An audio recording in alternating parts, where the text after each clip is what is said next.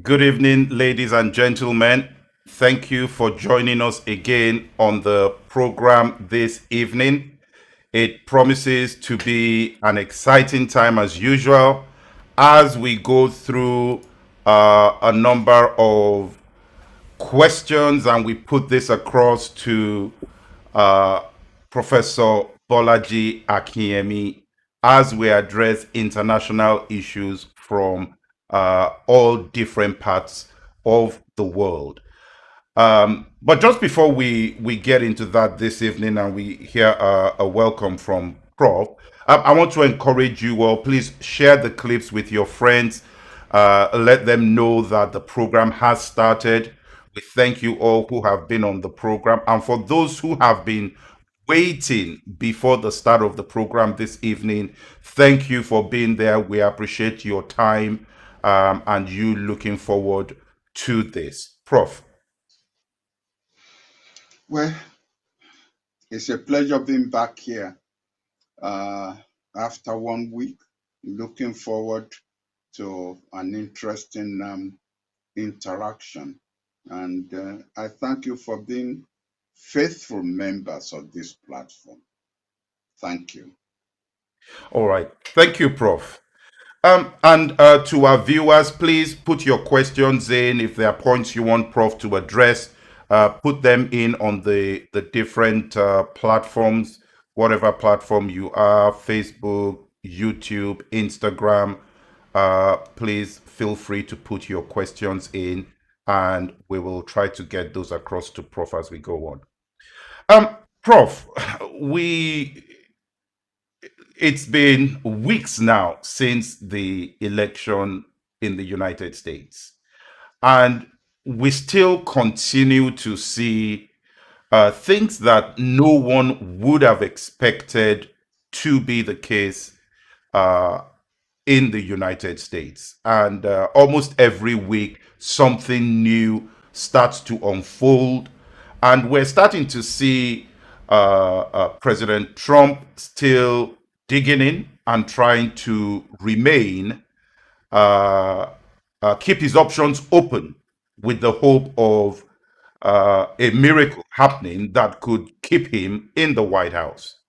Are you surprised that this is still going on this long? We asked this question last week, but now, yet another week, he still doesn't seem like he's preparing to leave.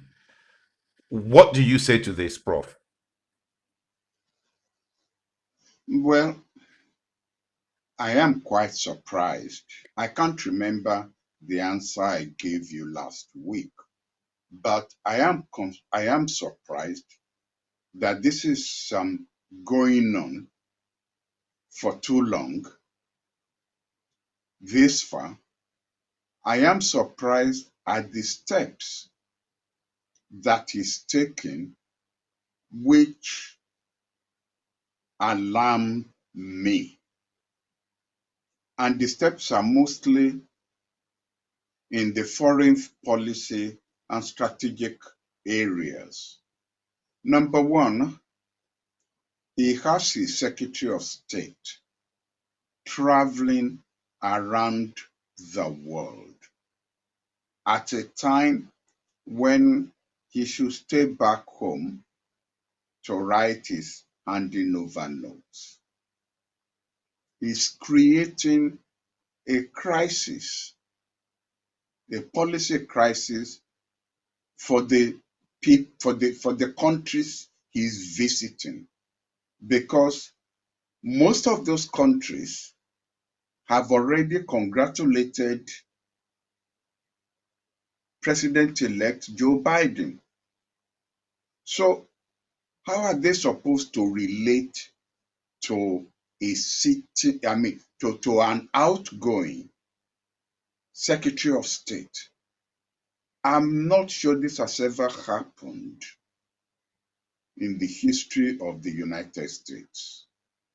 That's the first issue, just the issue of his traveling. The second issue are now what looks like traps that he's setting for the incoming Biden-Harris administration, especially his trip to Israel, where he's visiting Israeli settlements in Palestinian land, in occupied territories, which under international law, those Israeli settlements are regarded as illegal. And I listened to him say the State Department has changed its mind on their perception of the legality of this Israeli settlement. Is he talking about his own views? Is he talking about President Trump's views? And is he talking about the State Department after January 20th views? This to me are dangerous steps which are being taken, obviously with the approval of President Trump. Thirdly, is the issue of withdrawal of American troops from Afghanistan and from Iraq. Now, I concede that Trump is only fulfilling the promises he made 4 years ago that he was going to pull American troops out of war zones. And one could argue that it's only fulfilling or activating his agreement with the Taliban in Afghanistan. But since he's leaving a core American troop contingent in both of these areas, in Iraq and in Afghanistan, what happens if after January 20, those people are attacked by the Taliban or ISIS? What is the incoming administration now supposed to do? Will the core contingent left there be sufficiently strong enough to defend themselves? Or will the incoming administration now have to put in troops to make sure that the American troops left behind are not overrun by the Taliban or ISIS or whichever other groups? I think this is dangerous to strategic American interests. And I'm surprised that he will go this far. I have my own views on the way and manner Afghans political elite behave. I think they have behaved like spoiled brats who, under the canopy of American protection and American lives, simply behave as if they are in charge and they are in control. Well, this may focus their minds that they themselves are not safe with just this small contingent of American troops, left behind. Thirdly, the firing of important elements of American departments, heads of American departments and their replacement by core ideologue of Trump. Frankly, I think that, well, I've said this since the election was held on November 3rd, that I am worried for America. I think Americans themselves need to be worried about their system now. We've also been told that some of the lawyers on Trump's side have reached out to electoral officers in some of the states that Trump is protesting about, asking them to join in a conspiracy to throw votes. This to me seems to be criminal activities. Conspiracy to tell lies about the voting pattern. I think Americans have problems on their hands, frankly. Bro, before I come back to some of the points you raised there, just to drill on those a bit more, there is a point here on YouTube that says, with the development in the US after the election, do you support fighting for strong institutions as opposed to strong, good leaders? It depends on the stage of your political development. Obviously, with 200 years or so of American independence, so it's getting to be 300 years actually, strong systemic institutions do matter. And we are starting to see why they matter. However, and I've said this on this program before, these strong institutions now are under the severest strain which any institution could be put under, simply because until January 20, Trump is still the president and is still the commander-in-chief. And he could order any institution to do whatever it is he wants done. All that the heads of these institutions could do is to resign. But they cannot disobey him. And if they disobey him, he'll fire them and put somebody else there. And that shows the limitation of strong institutions under such severe strain. I have said on this program that that there are aspects of the American Constitution that need to be revisited. And I have said one of it is this long interim period, when you now have a president who doesn't believe in values.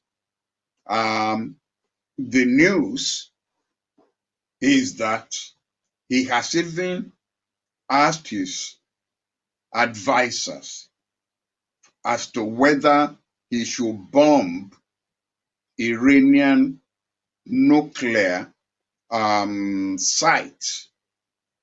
Now, do you know the nuclear materials that will be released into the atmosphere in the Middle East if he does that? And yet, until January 20, he is the commander-in-chief. if he asks the Air Force to do that. I'm telling you, as a matter of legal constitutional doctrine, that the Air Force cannot disobey him if he says so, because he is still constitutionally their commander-in-chief. So this concept of having uh, a president who has lost the election, been in office for about 2 months. This was put there at a time when, electors had to ride horses from all across, the United States to meet in Congress to confirm elections. That was when they put this provision there. Should that provision still be there in these days of the internet? Now they have seen the mischief that this kind of man can cause.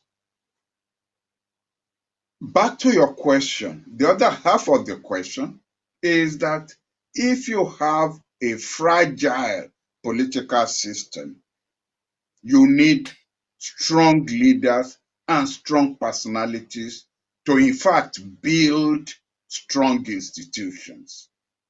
And I will say this relates to the gentleman we discussed last week, Jerry Rawlings, and his influence on on the situation in Ghana today.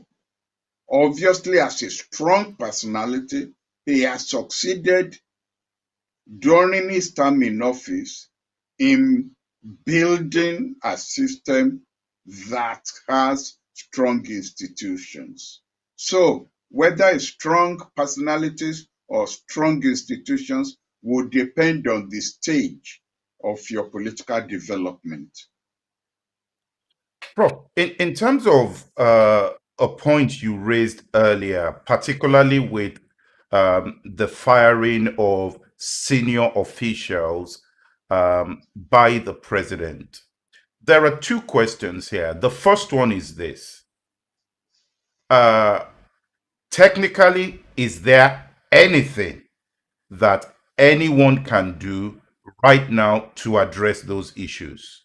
Secondly, are these things that the incoming president could overturn very quickly without coming across as being partisan as well? Well, first of all, the first answer to your question is no. There is nothing anybody can do. The president, even though he's a lame duck president, still has all the powers of a president. As I said earlier, it's either you resign or you get fired. But constitutionally, you are not the president, and therefore you cannot disobey the president and stay in office. You cannot.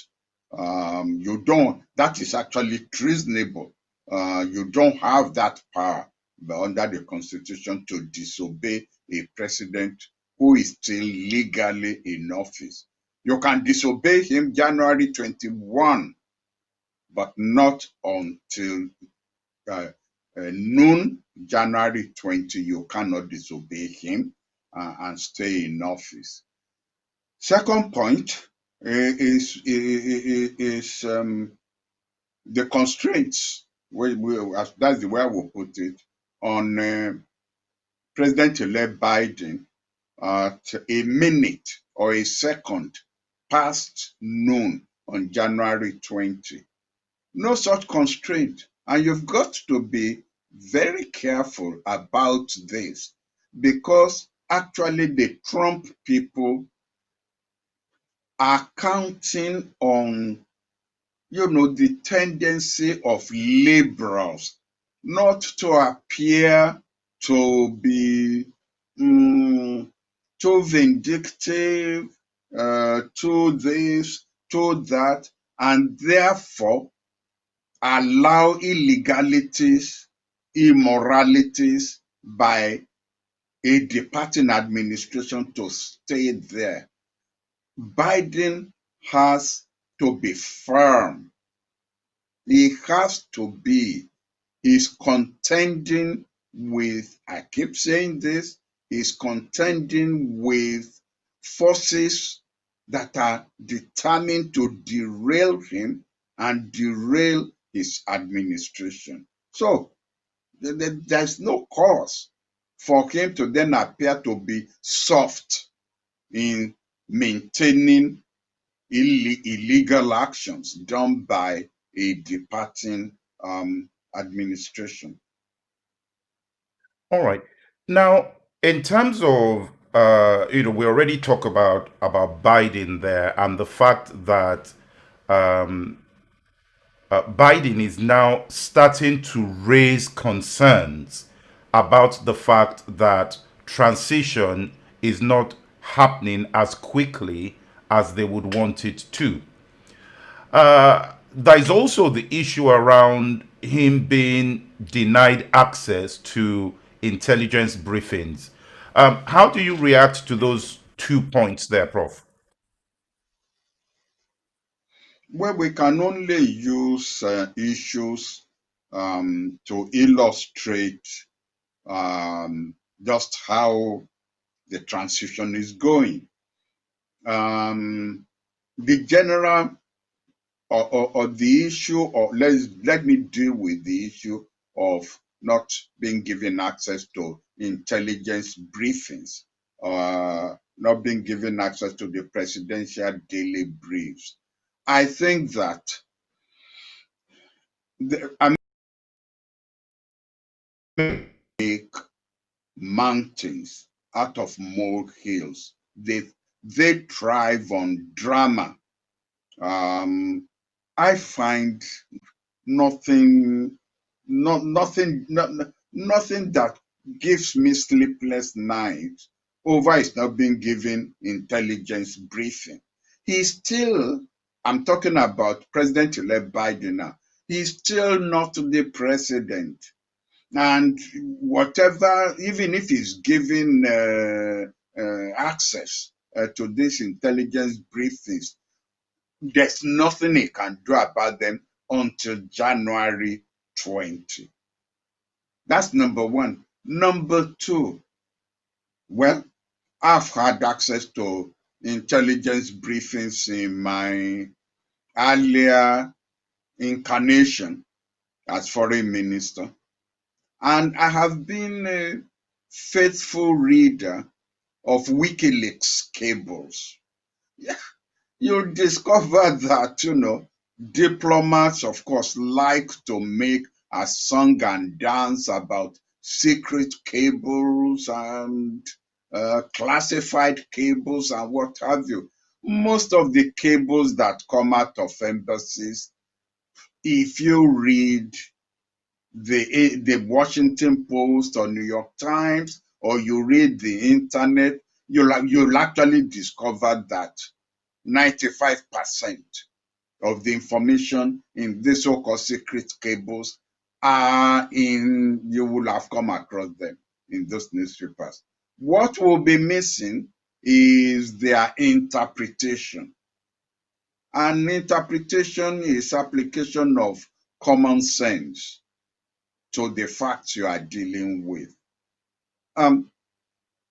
Joe Biden is not a spring chicken when it comes to foreign policy issues. He has served for 2 terms, 8 years as vice president. He has served on the Senate Foreign Relations Committee. He knows what is going on in the world.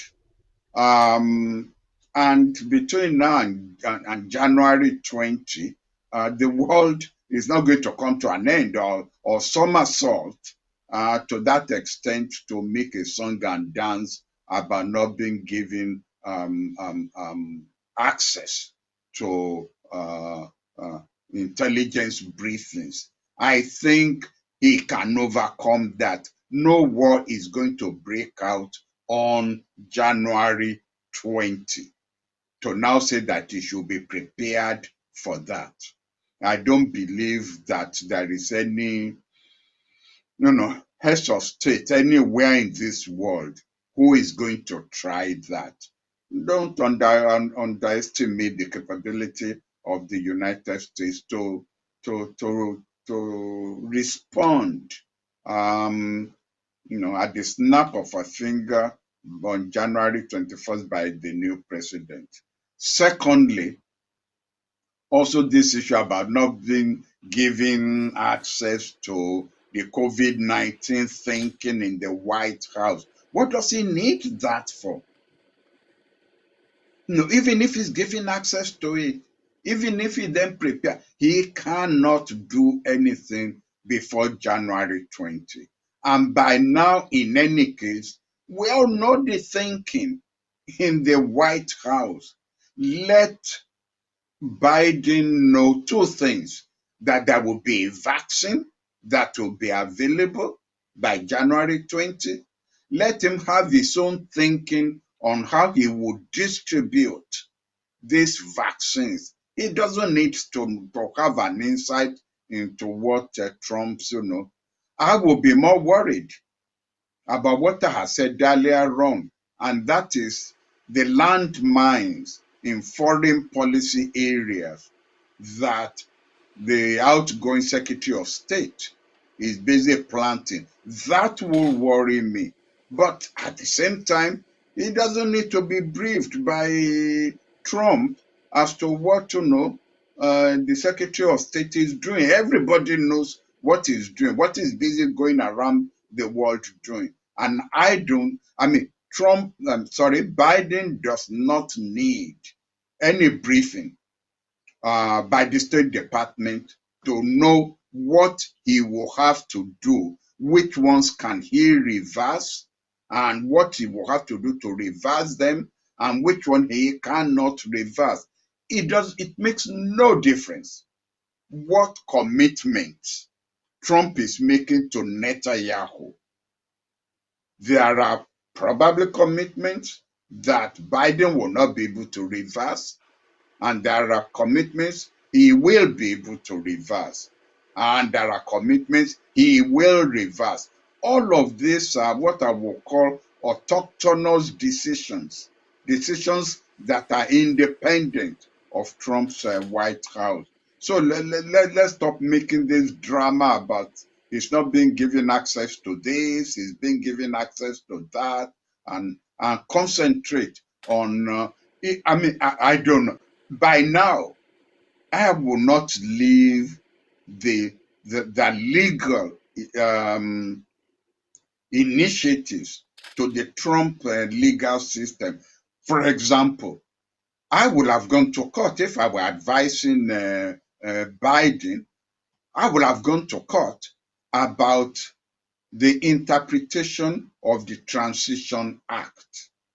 There is a Transition Act which empowers the GSA within 24 hours of a declaration being made about a president-elect that's supposed to activate actions by the GSA. The GSA has refused to obey that act. I would have gone to court for an interpretation on that act and whether what the GSA is doing does not amount to unconstitutionality. But Trump is not doing that. So just for you to be complaining when there are actions you yourself can take and you are not taking it, that worries me, that bothers me. And that's why I was saying in a reply to your earlier question that Trump should not hesitate to reverse some of the things that Trump is undertaking when he gets in on January 20. By Biden, you mean, sir? Biden, yes, Yes. Biden. Okay. But, Prof, you raise a very important point here in terms of um, Biden taking advantage of some constitutional options that may be available to him and maybe not doing that. And this leads to a question, which is around the fact that a lot of the campaigning during the election was played largely on the characters of the candidates. There was a lot of attack on the character of President Trump and uh, President-elect Joe Biden trying to be more presidential, more stately, and all of that. At what point is that going to start to harm the Biden campaign when he continues to behave in that way? Or is he already being impacted by that based on what you've just said, sir? I mean, well, it's logical to interpret what I've just said um, as calling for a change in the way and manner in which Biden is confronting the challenges and the issues facing him, which in modern American history are quite unique. You cannot, I have been worried, frankly, about this issue, of his ability to reach across to the other party, that he is an expert in doing that. For God's sake, the Republican controlled Senate managed to block Obama's judicial appointment, not only to the Supreme Court, but about 200 and something judges that even Trump was going around boasting that they left him 200 and something judges, which he has been able to fill with right-wing judicial appointments. Well, obviously, Biden couldn't reach across to the other side to help in ameliorating the opposition to blocking Obama at every turning. So what then is the advantage to Biden of this ability to reach across, to the other side, if the other side is going to prove recalcitrant to the very end? Biden must not fall into that trap. He must not. I had an experience when I was a foreign minister of this kind of gimmickry. No, it wasn't even gimmickry. This kind of, of dealing with an opposite side that was playing this kind of game. We were dealing with the issue of Rhodesia as it was then. And it was a question of, oh no, I don't think it was Zimbabwe. I think it was South Africa. I'm sorry, South Africa. And it was talking about sanctions as against constructive engagement. The British Prime Minister at that time didn't want to have anything to do with sanctions. She wanted constructive engagement. And the majority of Commonwealth wanted sanctions. It was at a Commonwealth conference. So because, of course, it couldn't be resolved, a small committee was set up, made up of foreign ministers. And Sir Geoffrey Howe, who was the British foreign minister,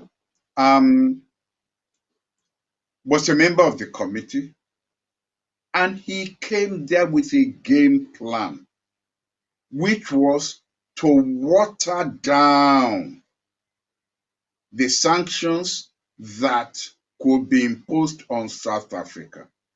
And he gave the impression that if we will make a concession and water down those sanctions, he will agree to support, to bring on board Margaret Thatcher to support imposition of sanctions. Mark my words, I said he gave the impression, not that he committed himself, not that he locked himself into a position of agreement. He gave the impression. So we now on the other side thinking, all right, if we meet him halfway, he will now sign on board sanctions. We met him halfway, only for Sir Geoffrey Howe to say he will not support sanctions under any means. In the meantime, we have already agreed to water down the the sanctions, and that was already written into the record of the negotiation. We now couldn't go back, and because we tried to say, listen, now that you are backing off, we will also back off. He said, well, I never made any commitment that I will support sanctions under any means. This is the kind of game that, right-wing conservatives play. So Biden has to be careful that is not locked into this kind of position of making concessions to the other side in the hope that he will get them to support him. And this is where the elections in Georgia to the Senate are very, very crucial, absolutely crucial to the success or otherwise of the Biden administration. Thank you for that, Prof. Biden has now started to name some people to roles within the White House. And some of these people are people that have been part of his campaign team. What are your views on that? And what significance, what can we draw out of what Biden is doing there by putting his campaign team members in these roles in the White House? Oh, that's natural because the people who played, it's not a question of rewarding people who played such prominent role in the campaign. No, unless you are a sitting president, what you do when you're a candidate running for office is actually to bring people into your campaign who, if you win, will now be brought into the White House or the cabinet members. You already positioned them, so they are known to you. And in any case, in the case of Biden, if you look at the biodata of, in fact, in practically all of them, they have served him as vice president, and some of them have served Obama himself when he was president. So they are known faces. They are capable hands. For those who are going to be in the White House, there's no problem. Even if you have a Republican-controlled Senate, because they are not subject to Senate confirmation. But for cabinet members who are subject to Senate confirmation, the Georgian election is absolutely critical, because if they don't receive confirmation by the Senate, they cannot be put to head departments, which then means that Biden will not really have the kind of team that he wants to help him run his administration. Prof, one quick question before we move on to the next topic. There's a question here on YouTube, and quite a number of people are asking this, that Trump could decide not to leave the White House on, by January 20th. What happens then? It depends on what he will be hiding behind. You see, there are booby traps in the American Constitution, which, because they've never been used, people don't even know that they are there. One of the booby traps says if the College of Electors, who meet in the Senate in January, cannot agree on who won the election, then the matter will be thrown to the House of Representatives to decide. Now, you will say, well, there's no problem. The House of Representatives is controlled by the Democrats. That provision says on matters of deciding who becomes American president, it will not be decided by the number of members of the House of Representatives. It will be decided by each state having one vote. Each state having one vote. So there are 50 states in the United States. So there are 50 electors. Forget all the 78 million on one side, 71 million on the other side. It's as if the election never took place. So 50 electors, according to each state having one vote. Right now, the Republicans control 33 states, while the Democrats control 17 states. Well, do your calculation. If all Republican control states vote for Trump, Trump will have 33 votes, while all Democratic controlled states vote for Biden, Biden will have 17 votes. Who has then won the election? It's as if the election never took place. As if all that voting, all the money spent, for over 2 years, it's as if it never happened.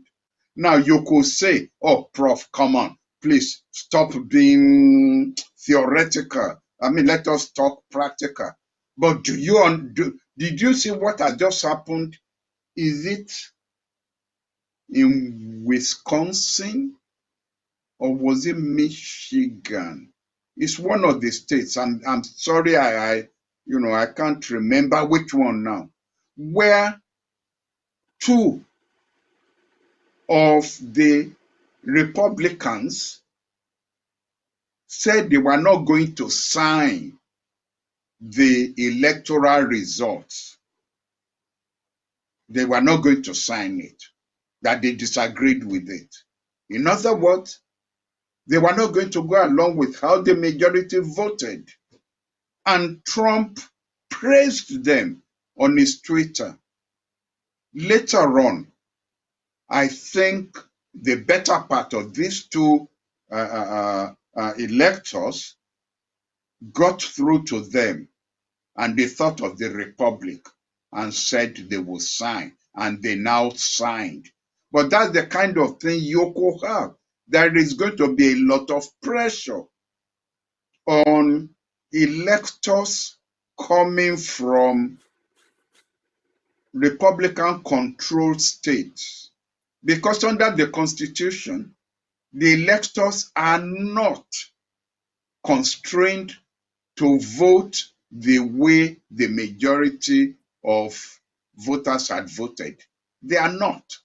They can vote or according to their conscience or according to their non-conscience.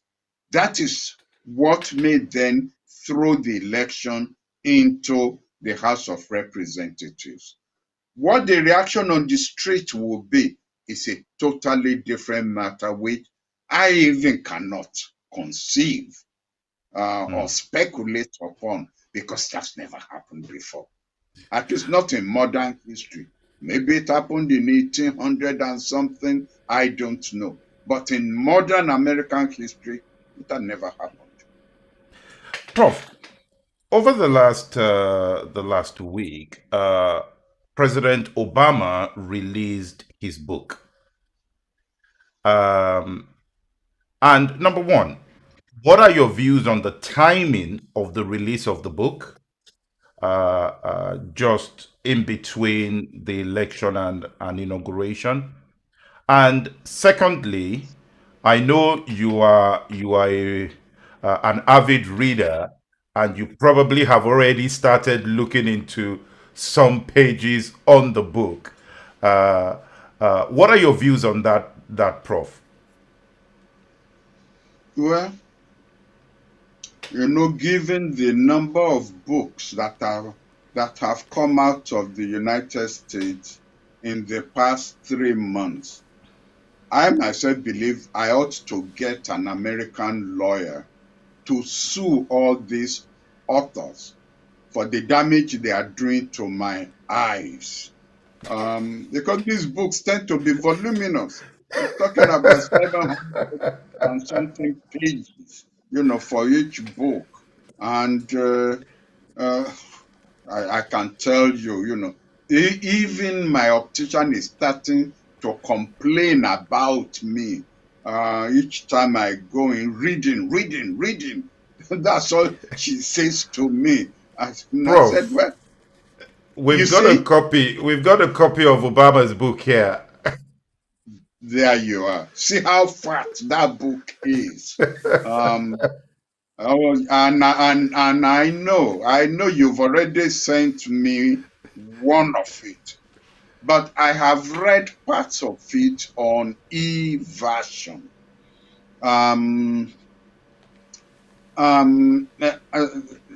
It confirms really he himself, at least the part of what I have read, he himself raised a doubt, even in his mind now, as to whether he handled his presidencies, the attack on his presidency, because he was a black man or an African American president, whether he actually handled it very well. You see, you have to go back to even the campaign to understand that part of the book. Because during the campaign for his presidency, they were rude to him. The attacks on him were personal, and yet he maintained his cool. He never lost his cool. And I remember, one of the African American commentators at that time saying, Obama out-cool cool. That most people who expected him to blow up we're just astounded as to how he maintained his calm. And I think this was something he did all throughout his presidency. And he himself is now raising doubts as to whether that should have been the best approach. And obviously, even up till now, he hasn't resolved that in his mind.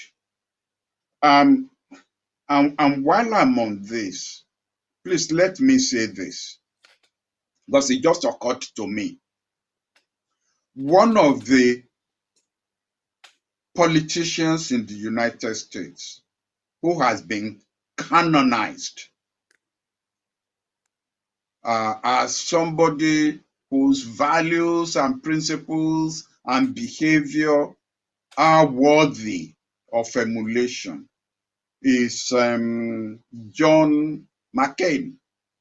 John McCain. He was the first one to run against Obama. Now, do you remember who his vice presidential running mate was? Very Sarah few people. Sarah Palin. Sarah Palin, that governor from Alaska, who came from the Tea Party wing. McCain brought her into the political mainstream.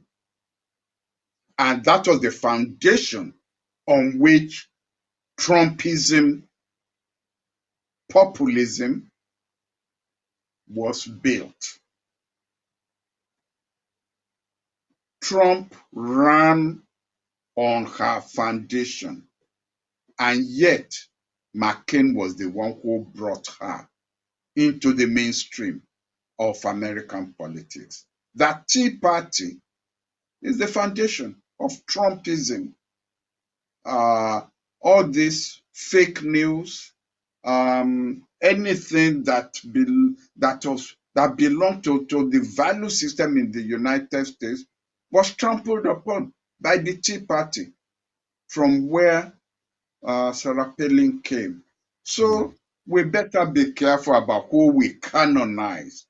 We better not forget history, because we could then make a mistake. I'm not saying that, McCain was not, maybe he regretted what he did. And maybe that explains for his civility and decency after that election. I concede that he was a very civil politician after the election, after the campaign was over. But we shouldn't forget that, what he did, at that election. So, and this now is related to what I was saying about Biden, that I hope Biden also will not try to out-cool when he's dealing now with a Republican-based Senate. I think that fight fire with fire. Let people know that you've got a backbone. They are going to frustrate you in any case. So, your behavior is not going to, your civility towards them, it's not going to change the behavior of the Republic. But I must also concede, if I were in Obama's shoes, would I have done differently? Because he was very conscious of the need to reassure the American political system that, given all you've done to blacks in the United States, it is not going to be time for retribution or time for vengeance or that kind of thing, but that it was going to be a safe pair of hands. Maybe I would have done the same thing, but it didn't work. And he himself now conceded in the book that the election of Trump was a direct reaction to his own election as um, as president. Um, to some extent, I would challenge that nexus because Hillary Clinton still won by 3 million votes. Will do a disservice to the United States electoral electorate by ignoring the fact that it was because of the quirkiness of the American Constitution about this electoral college that actually Trump was elected.